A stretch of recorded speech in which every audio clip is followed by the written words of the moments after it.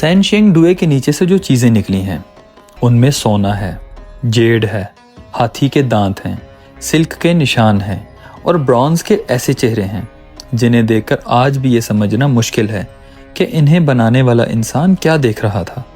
लेकिन सैनशिंग डुए का सबसे बड़ा राज इन चीज़ों का मिलना नहीं।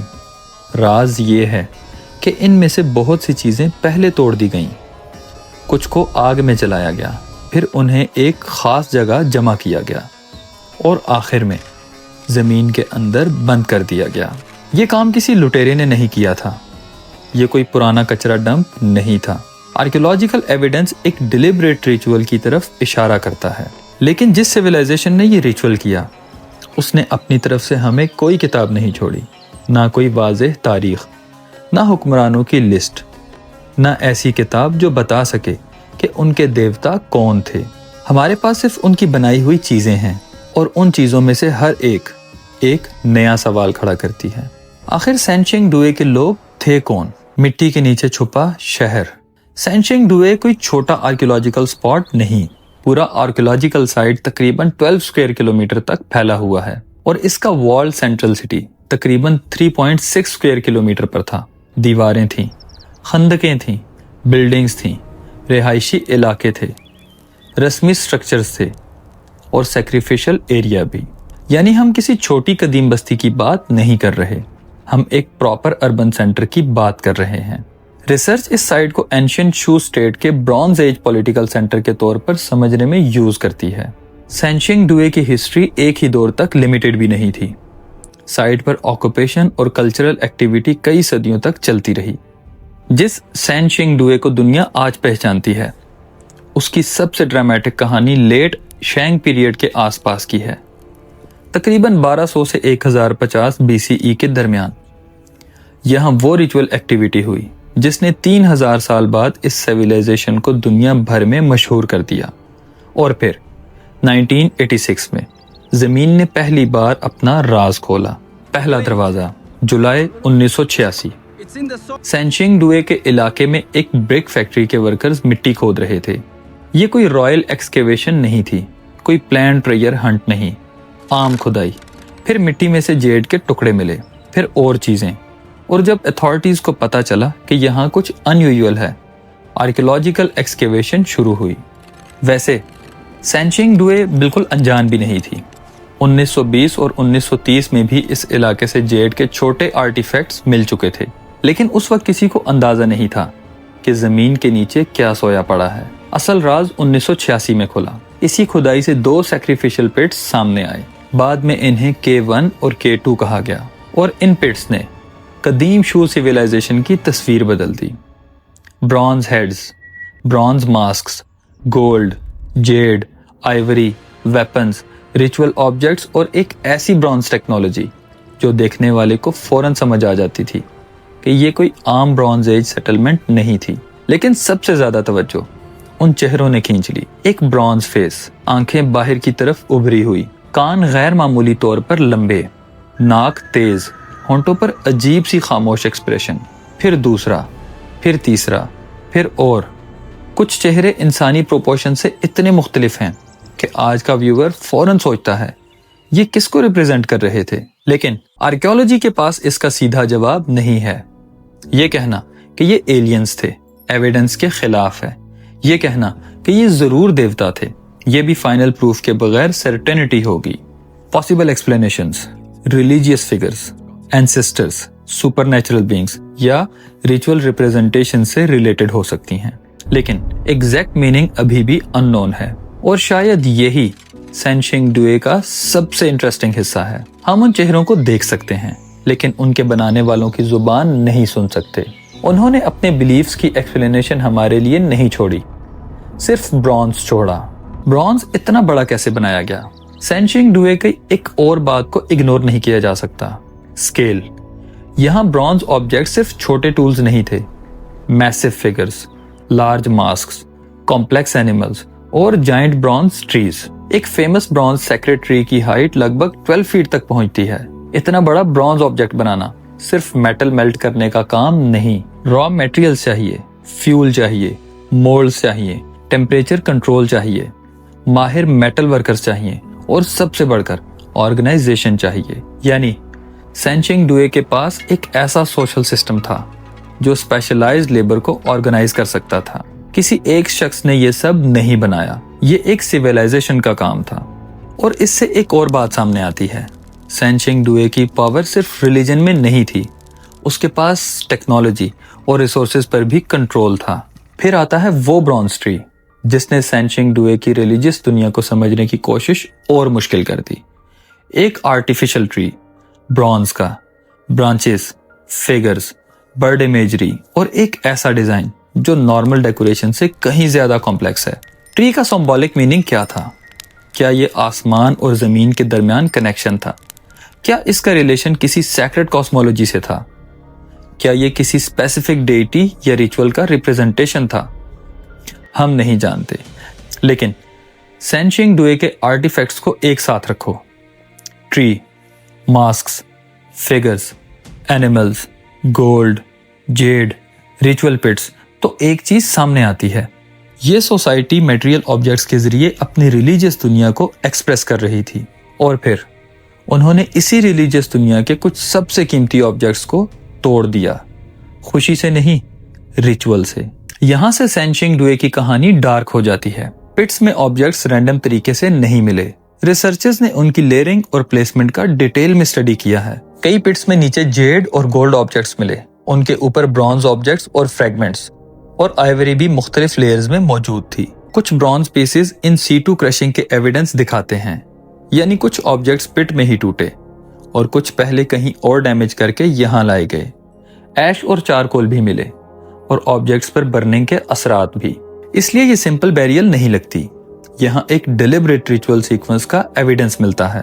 और यही वजह है कि सैक्रिफिशियल पिट्स का लफ्ज यूज होता है। लेकिन एक इंपॉर्टेंट करेक्शन, हर पिट को बिल्कुल एक जैसा समझना भी ठीक नहीं। रिसर्च सजेस्ट करती है कि नए पिट्स में K5 और K6 का फंक्शन दूसरे पिट्स से कुछ डिफरेंट हो सकता था। यानी सेंचिंग डुए का रिचुअल सिस्टम भी शायद एक सिंपल सेरेमनी नहीं था। मुख्तलिफ पिट्स, मुख्तलिफ पर्पजेस और शायद मुख्तलिफ स्टेजेस। ये डिटेल कहानी को और इंटरेस्टिंग बना देती है। सबसे स्ट्रॉन्ग क्लू, सेंचिंग डुए में फायर का रोल सिर्फ एक थ्योरी नहीं। रिसेंट साइंटिफिक स्टडीज ने आइवरी और जेड दोनों पर बर्निंग के एविडेंस को इन्वेस्टिगेट किया है। आइवरी के नए असेंबलेज में बर्निंग और हीट एक्सपोजर के साइंस मिले हैं और जेड एनालिसिस ने भी थर्मल अल्ट्रेशन के एविडेंस दिखाए। यानी आग इस रिचुअल का इंपॉर्टेंट हिस्सा थी। लेकिन अब सवाल, आग क्यों? क्या ऑब्जेक्ट्स को डिस्ट्रॉय करना उन्हें ऑर्डिनरी दुनिया से सेक्रेड दुनिया में ट्रांसफर करने का तरीका था? क्या जलाना किसी ऑफरिंग का हिस्सा था? क्या कीमती चीज को डिस्ट्रॉय करना सैक्रिफाइस का असल मकसद था? या फिर ये किसी पॉलिटिकल और रिलीजियस ट्रांजिशन का रिचुअल था? आर्कियोलॉजी अभी फाइनल आंसर नहीं देती, लेकिन एक बात बहुत स्ट्रांग है, ये ऑब्जेक्ट सिर्फ इसलिए नहीं जलाए कि वो एक्सीडेंट में आग के अंदर गिर गए थे। एविडेंस डिलिबरेट रिचुअल ट्रीटमेंट की तरफ इशारा करता है। और ये सेंचिंग डुए की कहानी का असल डार्क पॉइंट है, सैकड़ों हाथी के दांत। नए पिट्स ने एक और हैरानकुन चीज सामने लाई, सैकड़ों इंटैक्ट एलिफेंट टस्क और Ivory segments. East Asian archaeology में इतने डेंस आइवरी डिपोजिशन अनयूजुअल है। अब सवाल था, ये आइवरी आई कहां से? सेंचिंग डुए के लोग एलिफेंट्स के करीब रहते थे या आइवरी ट्रेड और एक्सचेंज के जरिए यहां पहुंचाई? हर ऑब्जेक्ट सिर्फ एक आर्टिफैक्ट नहीं, कभी कभी वो ट्रेड रूट का सबूत होता है। आइवरी का इतना बड़ा कलेक्शन बताता है कि सेंचिंग डुए के लोगों के पास डिस्टिंक्ट रिसोर्सेज तक एक्सेस था। और यहाँ से सेंचिंग डुए की कहानी सिर्फ मिस्टीरियस सिविलाइजेशन नहीं रहती, ये रीजनल पावर और एक्सचेंज की कहानी बन जाती है। गोल्ड और जेड, पावर का मटेरियल। गोल्ड और जेड दोनों सेंचिंग डुए में इंपॉर्टेंट थे। Gold foil objects, gold masks, Z blades, ritual objects. Z को शेप देना आसान नहीं, हार्ड स्टोन को केयरफुली ग्राइंड और पॉलिश करना पड़ता है। और जब किसी सोसाइटी में जेड रिपीटेडली रिचुअल कॉन्टेक्स्ट में नजर आए तो ये सिर्फ डेकोरेशन नहीं रहता, ये स्टेटस और सेरेमनी का हिस्सा बन जाता है। गोल्ड भी इसी तरह, आम आदमी के डेली टूल्स नहीं, elite material, ritual material, power का सिंबल। और जब ये सब चीजें एक ही सैक्रिफिशियल एरिया में बर्न ब्रॉन्ज और आइवरी के साथ मिलती हैं तो एक बहुत पावरफुल पिक्चर बनती है। सेंचिंग डुए के रिचुअल्स में वेल्थ, टेक्नोलॉजी और रिलीजन एक दूसरे से अलग नहीं थे। सिल्क का सबूत, सैनचिंग डुए से सिल्क के ट्रेसेस भी मिले हैं। ये डिटेल छोटी लग सकती है, लेकिन आर्कियोलॉजी में ऑर्गेनिक मटेरियल का सर्वाइव करना बहुत इंपॉर्टेंट होता है। सिल्क आमतौर पर हजारों साल सर्वाइव नहीं करती, लेकिन कुछ स्पेशल बैरियल कंडीशंस में उसके ट्रेसेस बच सकते हैं। सैनचिंग डुए के सैक्रिफिशियल कॉन्टेक्स्ट में भी फैब्रिक ट्रेसेस और सिल्क रिलेटेड एविडेंस ने ये पॉसिबिलिटी स्ट्रॉन्ग की कि टेक्सटाइल प्रोडक्शन और रिचुअल यूज दोनों सोसाइटी का हिस्सा थे। यानी हमारे सामने अब एक सिविलाइजेशन है जहां ब्रॉन्ज है, गोल्ड है, जेड है, आइवरी है, सिल्क है और मैसिव रिचुअल आर्किटेक्चर है।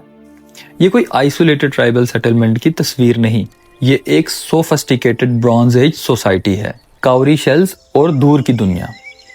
सैनचिंग डुए के मटेरियल असेंबलेज में काउरी शेल भी इंपॉर्टेंट हैं। एंशिएंट चाइना में काउरी शेल्स को वैल्यू और एक्सचेंज के कॉन्टेक्स्ट में यूज किया जाता था। इनका प्रेजेंस सैनचिंग डुए के ब्रॉडर इकोनॉमिक नेटवर्क्स को समझाने में मदद करता है। यहाँ से एक इंटरेस्टिंग पिक्चर बनती है। सैनचिंग डुए कोई बंद दुनिया नहीं थी, ये दूसरे रीजन्स के साथ कनेक्टेड थी। सेंट्रल प्लेन्स के कल्चर्स के साथ कॉन्टैक्ट्स थे और साउथर्न और साउथ वेस्टर्न रूट्स के थ्रू मटेरियल मूवमेंट भी होता था। रिसेंट स्टडीज ने यह भी हाईलाइट किया है कि सैनचिंग डुए के कुछ ऑब्जेक्ट्स के कंपोनेंट्स डिफरेंट रीजन से आए थे और फिर यहाँ असेंबल हुए। यानी सैनचिंग डुए सिर्फ अपनी चीजें बनाने वाली सोसाइटी नहीं थी, ये बाहर की दुनिया से चीजें लेती थी और उन्हें अपनी कल्चर में दोबारा बना देती थी। क्या सैनचिंग डुए कदीम चाइना से अलग थी? यहाँ स्टोरी जियोपॉलिटिक्स की तरफ चली जाती है। सैनचिंग डुए के ब्रॉन्ज मास्क और फिगर्स सेंट्रल प्लेन्स के ट्रेडिशनल ब्रॉन्ज एज आर्ट से काफी डिफरेंट नजर आते हैं। इसी वजह से एक वक्त में सैनचिंग डुए को ऑलमोस्ट फॉरेन सिविलाइजेशन की तरह प्रेजेंट किया गया, लेकिन आज तस्वीर ज्यादा कॉम्प्लेक्स है। सैनचिंग डुए और सेंट्रल प्लेन्स के दरमियान एक्सचेंज के एविडेंस मिलते हैं। कुछ टेक्नोलॉजीज और ऑब्जेक्ट टाइप्स में कनेक्शंस हैं, लेकिन सैनचिंग डुए ने उन चीजों को अपने लोकल सिस्टम में डेवलप किया। यानी ये ना तो बिल्कुल आइसोलेटेड थी, ना ही सिर्फ किसी दूसरी सिविलाइजेशन की कॉपी। ये अपनी आइडेंटिटी रखती थी और इसी वजह से सैनचिंग डुए कदीम चाइनीज सिविलाइजेशन को समझने के लिए इतनी इंपॉर्टेंट है। ये बताती है कि ब्रॉन्ज एज चाइना सिर्फ एक सेंटर की कहानी नहीं थी। मुख्तलिफ रीजनल कल्चर्स एक दूसरे से कनेक्ट भी थीं और अपनी अलग आइडेंटिटीज भी रखती थीं। 2019 पुराना राज दोबारा खुला। 1986 में K1 और K2 ने दुनिया को सैनचिंग डुए दिखाई, लेकिन आर्कियोलॉजिस्ट को शक था कि ये पूरी स्टोरी नहीं। 2019 में नई एक्सकेवेशंस शुरू हुई और 2021 तक 6 नए पिट्स K3 से K8 सामने आ चुके थे। अब सैनचिंग डुए का सैक्रिफिशियल एरिया और बड़ा पजल बन गया और नए पिट्स ने सिर्फ कुछ और मास्क्स नहीं दिए, इनसे 17,000 से ज्यादा आर्टिफैक्ट्स रिकवर हुए। Bronze, jade, gold, ivory, silk और दूसरी रिचुअल मटेरियल्स। अब आर्कियोलॉजिस्ट के पास इतना मटेरियल था कि सैनचिंग डुए की रिचुअल सिस्टम को पहले से कहीं ज्यादा डिटेल में स्टडी किया जा सकता था। लेकिन एक नया प्रॉब्लम भी आ गया। क्या ये सब एक ही रिचुअल था? नहीं। रिसर्च के मुताबिक K5 और K6 के फंक्शंस दूसरे पिट्स से डिफरेंट हो सकते हैं। यानी सैनचिंग डुए के लोग एक ही तरीके से सब कुछ बेरी नहीं कर रहे थे, उनके रिचुअल्स में भी रूल्स और डिफरेंसेस थे। नए पिट से एक और ऑब्जेक्ट मिला, एक ब्रॉन्ज फिगर, एक नीलिंग ह्यूमन फिगर जिसके सर पर ब्रॉन्ज वेसल था। पूरा ऑब्जेक्ट तकरीबन 1.15 मीटर ऊंचा है। ये सिंपल स्टैचू नहीं, इस फिगर का पोस्चर, उसके हाथ और सर पर रखा वेसल, सब कुछ सेरेमोनियल लगता है। लेकिन फिर सवाल वही, ये किस रिचुअल में था? किस शख्स को रिप्रेजेंट करता था? क्या ये किसी प्रेस्ट का सिंबल था? क्या ये एलाइट फिगर था या किसी मैथोलॉजिकल कैरेक्टर का? एग्जैक्ट आंसर अभी नहीं, लेकिन ऑब्जेक्ट एक चीज क्लियर करता है। सैनचिंग डुए के आर्टिसन सिर्फ मास्क्स नहीं बना रहे थे, वो ह्यूमन बॉडीज को रिचुअल लैंग्वेज में रिप्रेजेंट कर रहे थे। सैनचिंग डुए के लोगों के साथ आखिर हुआ क्या? अब सबसे पॉपुलर सवाल, क्या सैनचिंग डुए के लोग अचानक गायब हो गए? इंटरनेट पर इसका जवाब बहुत सिंपल मिलता है, एक रात में सिविलाइजेशन डिसअपीयर। लेकिन आर्कियोलॉजी ये कहानी सपोर्ट नहीं करती। सैनचिंग डुए का अर्बन सेंटर डिक्लाइन हुआ, लेकिन एंशिएंट शू कल्चर उसके बाद भी एग्जिस्ट करती रही। शेंगडू के करीब जिनशा एक इम्पॉर्टेंट लेटर सेंटर बना। इसका मतलब ये नहीं कि सैनचिंग डुए के हर शख्स ने वहीं जाकर नया शहर बसाया, लेकिन आर्कियोलॉजिकल रिकॉर्ड ये जरूर बताता है कि कल्चर का सिलसिला एकदम खत्म नहीं हुआ, पावर और सेटलमेंट का सेंटर शिफ्ट हुआ। और इसीलिए सेंचिंग डुए को सब लोग गायब हो गए कहना बहुत सिंपल जवाब है। असल सवाल ये है, शहर क्यों बदला? और यहाँ मल्टीपल पॉसिबिलिटीज हैं। एनवायरमेंटल चेंजेस, रिवर सिस्टम में तब्दीली, flooding, political restructuring, economic pressure, migration, या इन सब का कॉम्बिनेशन। अभी कोई सिंगल थ्योरी फाइनल नहीं। जिनशा, कहानी का अगला बाब। सेंचिंग डुए को समझने के लिए जिनशा को इग्नोर नहीं कर सकते। जिनशा साइट शेंगडू के इलाके में लेटर एंशिएंट शू कल्चर का इंपॉर्टेंट सेंटर थी। यहाँ भी गोल्ड, जेड, आइवरी और ब्रॉन्ज ऑब्जेक्ट्स मिले। आर्टिस्टिक ट्रेडिशंस में कुछ सिमिलैरिटीज भी नजर आती हैं। इससे एक पॉसिबल हिस्टोरिकल पिक्चर बनती है। सेंचिंग डुए की सियासी और अर्बन इंपॉर्टेंस कम हुई और एंशिएंट शू वर्ल्ड का सेंटर दूसरी जगह शिफ्ट हुआ। यानी सिविलाइजेशन जरूरी नहीं कि मर गई हो सकता है उसने अपनी जगह बदली हो। और ये डिस्टिंक्शन बहुत इंपॉर्टेंट है क्योंकि हिस्ट्री में सिविलाइजेशन अक्सर एक दिन में खत्म नहीं होती। उनके शहर बदलते हैं, पावर सेंटर्स मूव करते हैं, ट्रेड रूट्स शिफ्ट होते हैं और लोग नए सेंटर्स में सेटल होते हैं। सेंचिंग डुए भी शायद इसी तरह ट्रांसफॉर्म हुई। लेकिन फिर ये सब चीजें पिट में क्यों गईं? यहाँ हम फिर उसी जगह पर आ जाते हैं। अगर लोग सिर्फ माइग्रेट हुए थे तो इतने कीमती ऑब्जेक्ट्स का क्या हुआ? क्यों उन्हें डिस्ट्रॉय किया गया? क्यों बर्न किया गया? क्यों बैरी किया गया? यही वो पॉइंट है जहाँ सेंचिंग डुए की मिस्ट्री अभी तक जिंदा है। हो सकता है रिचुअल्स का रिलेशन पॉलिटिकल ट्रांजिशन से हो सकता है किसी रिलीजियस सिस्टम में सैक्रेड ऑब्जेक्ट्स को रिटायर करने का ये तरीका हो सकता है एलाइट ने पुराने सैक्रेड सिंबल्स को डिलिबरेटली डिस्ट्रॉय करके एक नई ऑर्डर स्टैब्लिश की हो। लेकिन एविडेंस अभी किसी एक एक्सप्लेनेशन को फाइनल नहीं करता। और इसी वजह से सेंचिंग डुए का राज उन्हें किसने मारा नहीं, राज ये है उन्होंने खुद अपनी सैक्रेड दुनिया के साथ क्या किया। और फिर आया 2026। सेंचिंग डुए की कहानी अभी पुरानी नहीं हुई। 2026 में रिसर्च ने एक और इंटरेस्टिंग डिस्कवरी को सामने रखा। मेटेओरिटिक आयरन, यानी ऐसा आयरन जो मेटेओरिटीज से रिलेटेड है। सेंचिंग डुए के कॉन्टेक्स्ट में इसका होना इसलिए इंटरेस्टिंग है कि ब्रॉन्ज एज सोसाइटी के लोग डिफरेंट मटेरियल्स और टेक्नोलॉजीज को किस तरह वैल्यू देते थे। इस पर ये एक और क्लू देता है। और रिसेंट रिसर्च सिर्फ आयरन तक लिमिटेड नहीं, कार्नेलियन बीड्स और कॉम्प्लेक्स कंपोजिट ब्रॉन्ज ऑब्जेक्ट्स पर भी नई स्टडीज सामने आई हैं। हर नई डिस्कवरी एक ही चीज कर रही है।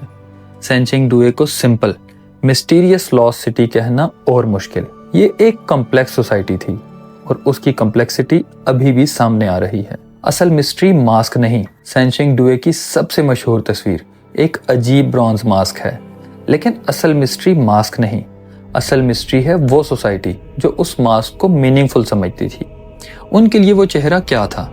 उनकी दुनिया में डेथ का क्या मतलब था? देवता क्या थे? हुक्मरान का रोल क्या था? सैक्रेड और पॉलिटिकल पावर के दरमियान कितना कनेक्शन था? किस जगह से आइवरी आ रही थी? किस नेटवर्क से जेड और दूसरे मटेरियल्स आ रहे थे? और किस अथॉरिटी ने डिसाइड किया कि कीमती ऑब्जेक्ट्स को तोड़कर जमीन में दबा दिया जाए? हम इन सवालों के करीब जा रहे हैं, लेकिन अभी जवाब पूरा नहीं। एक सिविलाइजेशन जिसकी आवाज नहीं मिली। सेंचिंग डुए की सबसे बड़ी कमी और सबसे बड़ी ताकत एक ही चीज है, उसकी खामोशी। हमें कोई डिटेल रिटन हिस्ट्री नहीं मिली, इसलिए हम उसकी कहानी उन चीजों से बनाते हैं जो जमीन ने बचाई हैं। Bronze, jade, gold, ivory, silk, ash, charcoal, broken fragments और वॉल्स। हर ऑब्जेक्ट एक सेंटेंस है, लेकिन पूरी किताब अभी भी मिसिंग है। और जब किताब मिसिंग हो तो हर नई डिस्कवरी कहानी का एक नया सफा बन जाती है। 3000 साल पहले जिस कारीगर ने ब्रॉन्ज को मेल्ट किया, मोल्ड तैयार किया और उस चेहरे को शेप दिया, उसका नाम हम नहीं जानते। जिस हुक्मरान ने उस रिचुअल को ऑथराइज किया, उसका नाम भी नहीं जानते। जिस प्रेस्ट ने शायद सेरेमनी लीड की, उसका नाम भी नहीं। जिन लोगों ने आइवरी ट्रांसपोर्ट की, उनके नाम भी नहीं। लेकिन उनकी मेहनत आज भी हमारे सामने है, एक ब्रॉन्ज मास्क की सूरत में, एक ट्री की सूरत में, एक नीलिंग फिगर की सूरत में, एक गोल्ड ऑब्जेक्ट की सूरत में और हजारों ब्रोकन फ्रेगमेंट्स की सूरत में। उन्होंने अपने नाम खो दिए, लेकिन अपनी चीजें नहीं। सेंचिंग डुए को समझने के लिए हमें एलियंस की जरूरत नहीं, किसी सुपर नेचुरल कहानी की जरूरत नहीं। हमें सिर्फ जमीन के नीचे से मिलने वाले सबूत को देखना है। एक बड़ा वॉल्ड सिटी, एक powerful bronze age society, advanced bronze technology, gold और जेड, सिल्क, सैकड़ों elephant tusks, distant exchange networks और रिचुअल पिट्स, जहां कीमती चीजें जानबूझकर डैमेज और बर्न की गईं। फिर एक वक्त आया जब सैनशिंग डुए का अर्बन सेंटर डिक्लाइन हुआ। एंशिएंट शू कल्चर का सेंटर दूसरी जगह शिफ्ट हुआ, लेकिन सैनशिंग डुए की असली कहानी जमीन के नीचे रह गई। 1986 में 2 पिट्स ने पहला राज खोला, 2019 के बाद नए एक्सकेवेशन ने दूसरा, और आज भी हर नई रिसर्च पुरानी तस्वीर में एक और टुकड़ा जोड़ रही है। शायद कल किसी और एक्सकेवेशन से कोई इंस्क्रिप्शन मिल जाए, किसी रूलर का नाम मिल जाए, किसी रिचुअल का मतलब समझ आ जाए, या शायद एक और ब्रॉन्ज चेहरा जमीन से बाहर आए और फिर हम उसी सवाल के सामने खड़े हों जो पहली डिस्कवरी के वक्त था। इन लोगों ने ये सब बनाया क्यों था, और फिर अपनी ही बनाई हुई दुनिया को आग के हवाले क्यों किया। सैनशिंग डुए ने 3000 साल तक खामोशी इख्तियार की, लेकिन उस खामोशी के नीचे एक सिविलाइजेशन अब भी बात कर रही है, ब्रॉन्ज के जरिए, आग के निशानों के जरिए और उन चीजों के जरिए जो उन लोगों ने दुनिया के लिए नहीं, अपने देवताओं, अपनी दुनिया और शायद अपने आखिरी रिचुअल के लिए जमीन में छुपा दी थी। और शायद सैनशिंग डुए का सबसे बड़ा राज अभी भी जमीन के नीचे ही है।